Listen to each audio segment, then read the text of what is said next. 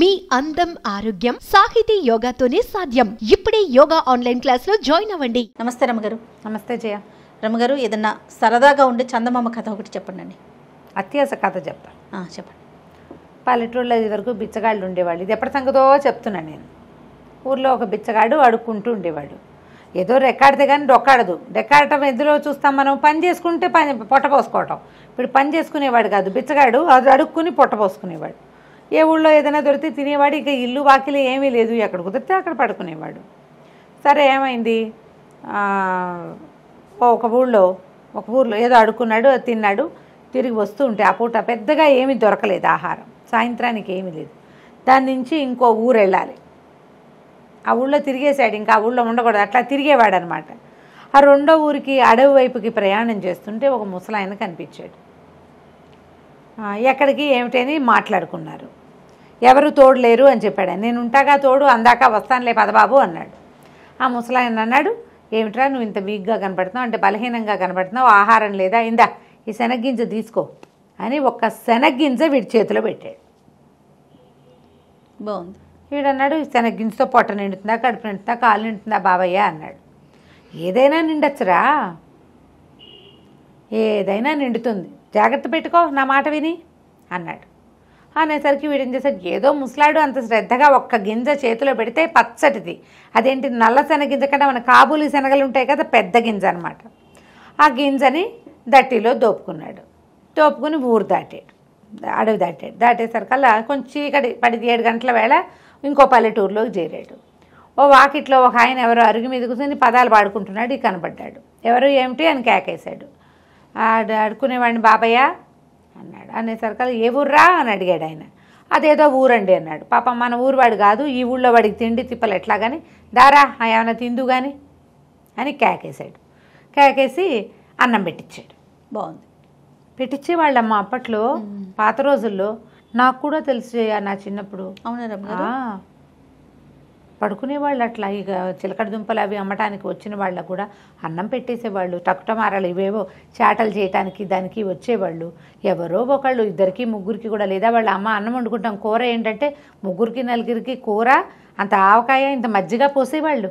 మా ఇంట్లో నుంచి కూడా బాగా వెళ్ళేవి చేయ. అట్లా తినేసి వెళ్ళిపోతారు. ఇంకా తినేసి ఇక పడుకుంటారు, తెల్లారేకి వెళ్తారు. రాత్రి పడుకోవటం కూడా, పడుకోవటం వాకిళ్లలో. అదే వాకిళ్లలో పడుకోవటమే.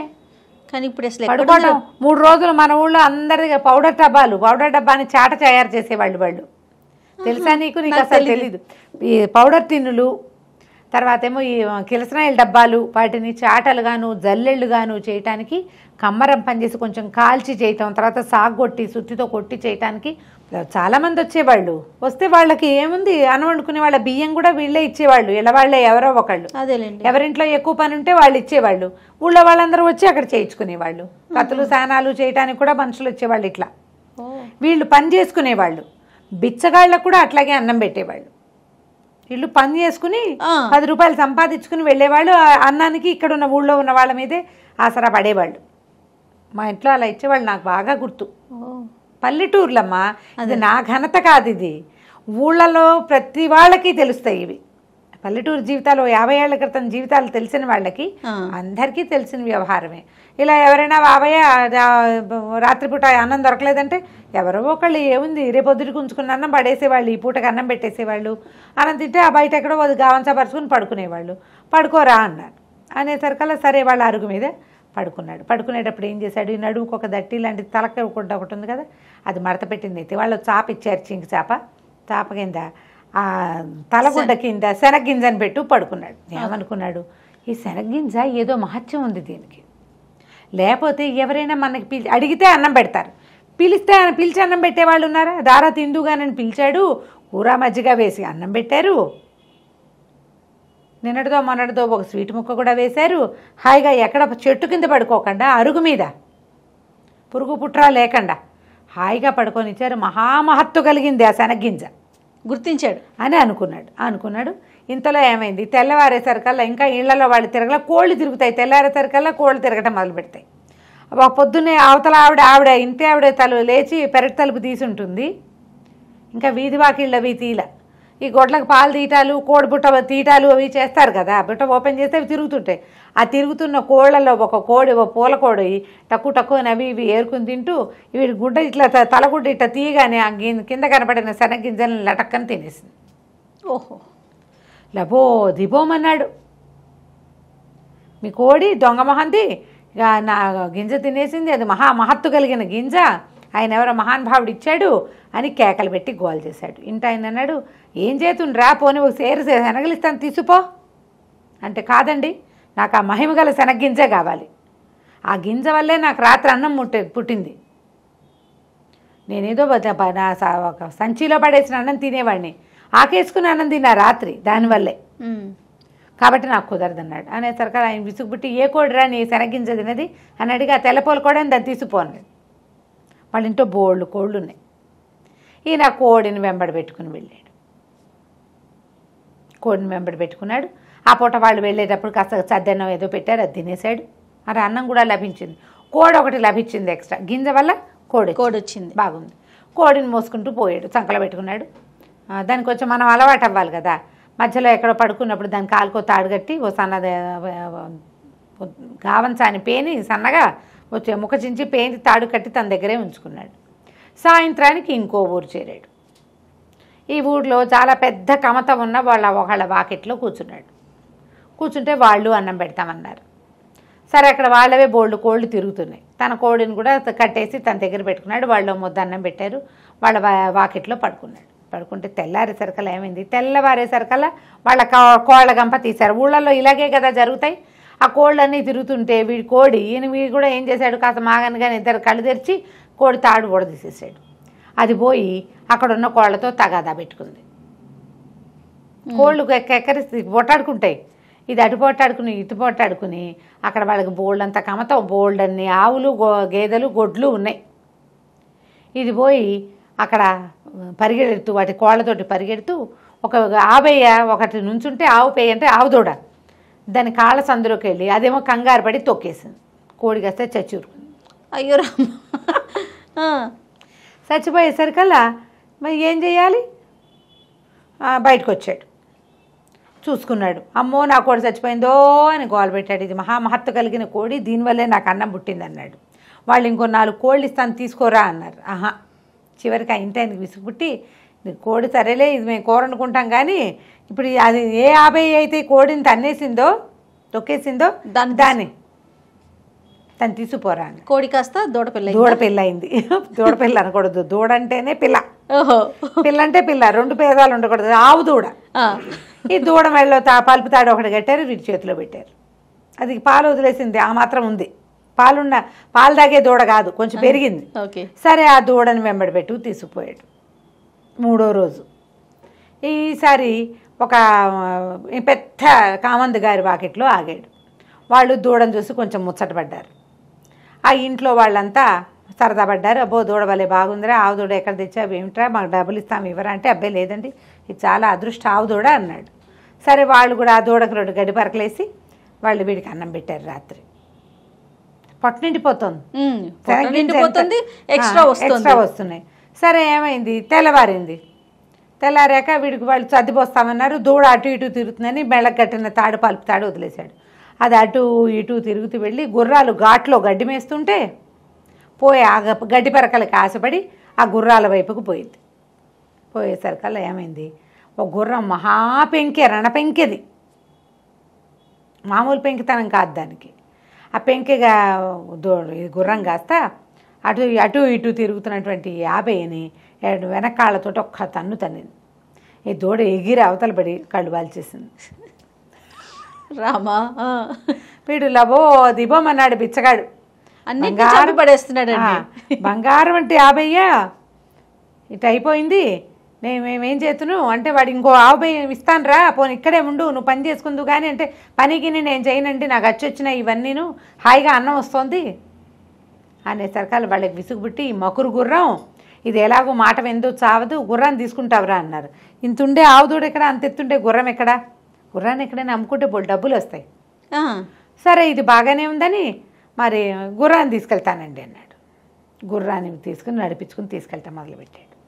ప్రతి వాళ్ళకి వీడి గుర్రం నచ్చుతుంది. ఎంత బాగుందో. సరే ఈసారి ఏమైంది, ఒక సత్రానికి వెళ్ళాడు. అయితే వాళ్ళు ఏం చేశారు, వీడికి ₹1 కూడా ఇచ్చారు. గుర్రం ఇచ్చి రూపాయి ఇచ్చారు. ₹1 ఇచ్చారు ఊరికే. ఆ పూట అయితే ఆ రోజు ముందు రోజు అక్కడక్కడ అడుక్కున్న డబ్బులు కూడా ఉన్నాయి, వాడి దగ్గర డబ్బులు ఉన్నాయి కాస్త. ఓ సత్రం దగ్గర ఆగాడు. మరి ఇప్పుడు గుర్రానికి మాలిషు దాణా గీణా కావాలి. ఎవరి వాకిట్లోనే ఆగితే దానికి తిండి వాళ్ళేం పెడతారు? సత్రంలో అయితే తనకు అన్నం పెట్టి తన దగ్గర డబ్బులు ఉన్నాయి కదా, దానికి ఏదో దాణా పెడతారు అనుకున్నాడు. సరే ఏమైంది, ఈ గుర్రాన్ని ఓ పక్కన కట్టేశాడు, లోపలికి వెళ్ళాడు. సత్రం వాళ్ళు చూస్తే ఏమైంది, ఆ సత్రం యజమానికి ఒక పిల్ల ఉంది. వీడికి ఏమొచ్చింది బుద్ధి, ఇప్పటిదాకా వాటంతటా అవి జరిగినాయి. ఏదో ఒకటి చేసి ఈ సత్రం యజమాని మాయ చేస్తే వీళ్ళకు ఒక పిల్ల ఉంది, పిల్ల నుంచి పెళ్లి చేసి తన సత్రంలో ఉంచుకుంటారనుకున్నాడు. ఇప్పటిదాకా కాకతాళీయంగా జరిగినాయి. వీడికి ఆశ పుట్టేసింది. ఇప్పుడు ఆశ పుట్టి ఎలాగైనా ఈ గుర్రాన్ని ఏదో ఒకటి చేసైనా మీ వల్లే అయ్యిందని అనాలనిపించేసింది. అనిపించేసరి ఏం చేశాడు, మా గుర్రానికి దాణా భోజనం పెట్టండి, అవి పెట్టండి, ఇవి పెట్టండి అన్నాడు. ఇతనికి ఒక కూతురు ఉంది కదా, ఈ పిల్ల కొంచెం యాక్టివ్ పిల్ల. అదేం చేసింది, ఓ చెరుగడ తీసుకెళ్ళి ఆ గుర్రానికి అందించింది. ఇది ఒక గట్టు మీద నిలబడే చెరుగడ అందించేసరికల్లా అదేదో ఇట్లా పొరపాటున దాని గొంతులో గుచ్చుకున్నట్టు అయింది. గుర్రం కాస్త మెడవాల్చేసింది. అది ఆరోగ్యకరమైన గుర్రం కాదు. ఇక వీడు అరిచరిచి కేకలు పెట్టి పోట్లాడాడు. ఇక మామూలుగా పోట్లాడ. సత్రం యజమాని కాదు, అతను గుమస్తా. ఆ సత్రం నడుపుతాడు, జీతం రాళ్ళకే పనిచేస్తాడు. ఏం చేస్తారు వాళ్ళు, గుర్రం ఇంకోటి కావాలంటే ఎక్కడి నుంచి ఇస్తారు, నాకు ఇంకో గుర్రం కావాలన్నాడు. గుర్రం మేము ఇవ్వలేం బాబు, ఏదైనా ఇంకోటి చెప్పండి, ఏదైనా ఇంకోటి చెప్పండి అంటే, అయితే ఓ పని చేయి, నీ పిల్ల ఉంది కదా, నీ పిల్లవలే గుర్రం చచ్చింది కాబట్టి పిల్లనిచ్చి పెళ్లి చేయి మాకు అనేసరికల్లా వాళ్ళు అన్నారు, అట్లా ఎట్టా కుదురుతండి, మీకు వాళ్ళు ఎవరో గుర్రాన్ని తాడొచ్చి ఊడ తెచ్చి మీ చేతిలో పెడితే అది మీ వెనకాల నడిచి వచ్చింది, పిల్ల కదా, పిల్లని అడుగుతాం, మా పిల్ల ఒప్పుకుంటుందో ఒప్పుకోదు, సత్రం గుమస్తా అయితే ఒప్పుకోవాలి, పిల్లని అడగాల్సిందేనన్నాడు. సరే వాళ్ళ అమ్మంది, అడిగేదేమిటి పిల్లని, అదే ఒప్పుకుంటుంది, ఏం పర్వాలేదులేండి నేను ఒప్పిస్తాగా అంది. అన్నాక ఏమైంది, సరే ఇద్దరు ఏదో మాట్లాడుకున్నారు. మర్నాడు పొద్దున చెప్పింది, అల్లుడు గారు మీ అంత మహానుభావులు ఇంకెవరూ లేరు, మీ గుర్రాన్ని బదులు మా పిల్లని ఒప్పుకున్నారు, మా పిల్ల మాత్రం రాకాశం ఉండ కానీ అది ఒప్పుకోవటం లేదు, ఓ పని చేద్దాం, దాన్ని ఏం చేస్తానంటే సంచిలో వేసి మూట కట్టేస్తా, పిల్లని మోసుకెళ్ళిపోండి మీరు ఎక్కడో చోటికి, ఎక్కడికైనా తీసుకెళ్తే ఇక చచ్చినట్టు మీతో పాటే ఉంటుంది, అది రాకాసి పిల్ల విందు మాట. ఇప్పుడు ఇక్కడైతే విందు, మీ దగ్గరికి వచ్చేసాక వెనకేం చేస్తుంది, మరి బత్త ఒక గోను సంచి వేసి మూట కట్టేస్తానండి, మూట మోసుకెళ్ళండి. బాగానే ఉంది, మూట మోసుకుంది. పిల్లని ఇస్తామంటే ఏమిటి, రేపొద్దున వాళ్ళ పిల్లని వాళ్ళు చూడరు, ముందు పెళ్ళి అయిపోవాలి. సరే పెళ్ళి అయిపోతే చాలు అనుకున్నాడు. వాళ్ళు ఏం చేశారు, ఆ పిల్లని ఒక మూటలో కుక్కి దాన్ని మూతి కట్టేసి పెళ్లి చేశాక పెళ్లి చేయలేనే, మరి పెళ్లి చేయడానికి పెళ్లి కాదు నేను కూర్చొని అంటోంది, డైరెక్ట్ గా మూట కట్టేశారు. కట్టేసి అప్పచెప్పారు. ఆ మూటను మోసుకురాలేక చచ్చాడు వీడు. ఆ లోపల ఉన్న వాళ్ళు ఎగిరి గంతలేస్తుంటే ఎట్ట తీసుకొస్తాడు, అదే కదా, ఎటా గొట్ట తీసుకొచ్చి ఒక అడవిలోకి చేరాడు. ఆ పిల్లని మూత సంచి ఊడదీసి నేనే నీ పతిని అందామనుకున్నాడు. మూట ఊడదీసేసరికల్లా ఆ మూటలోంచి పెద్ద కుక్కోటి బయటకు వచ్చింది. వాళ్ళు వీడిని వదిలించుకోవడానికి ఏం చేశారు, తమ వాకిట్లో ఉన్న ఒక ఊర కుక్కని అందులోకి సంచిలోకి వేసి కుట్టేసి ఇచ్చేసారు. మంచి పని చేశారు. అయితే పిల్ల కావాలి వాడికి. అది కాస్త ఆ పొద్దున్న నుంచి వీడితో మోయబడి ఉందేమో, తిక్క పుట్టిపోయింది సంచిలో. అది ఒక్క అమాంతం వీడి మీదకి లంఘించి ముక్కు కొరికేసింది. ఇంకేం చేస్తాడు, పారిపోయింది బండి, ముక్కు కొరికేసి. ముక్కు నెత్తురు గారుకుంటూ ఉంది. ఇక అన్నం ఎక్కడిది సున్నం ఎక్కడిది అడవిలో. ఆ బూడు సగం చిరిగిపోయిన ముక్కుకి ఎట్టగొట్ట పట్టీలు కట్టుకుని మళ్ళీ ముష్టడుకోవటం మొదలుపెట్టాడు. అడ్జస్ట్ కదా, ఆశపడకుండా ఒక చోట ఆగుంటే అంత ఇలా అయ్యేది కాదు. ఈ గుర్రాన్ని పిల్లకి మారు చేద్దాం అనుకున్నాడు, అక్కడ చెడిందనమాట. అన్ని చోట్ల అందరూ అవకాశం ఇచ్చారు, ఉండరా నాయన ఇక్కడ బతుకు అంటే ఒప్పుకోలేదు. అలాగే అత్యాశ పడతారు ప్రజలు. అవునండి, ఆగరు, ఒక చోట ఆగరు, ఇంకా ఏదో వస్తుంది అనుకుంటారు, ఇంకా ఏదో వస్తుంది అనుకుంటే ఇగో ఇలా అసలుకే మోసం, ముక్కు ఊడిపోతుంది అనమాట. అది కంచికి మనం ఇంటికి. భలే సరదాగా ఉంది రమ్మగారు. నమస్తే అండి. నమస్తే.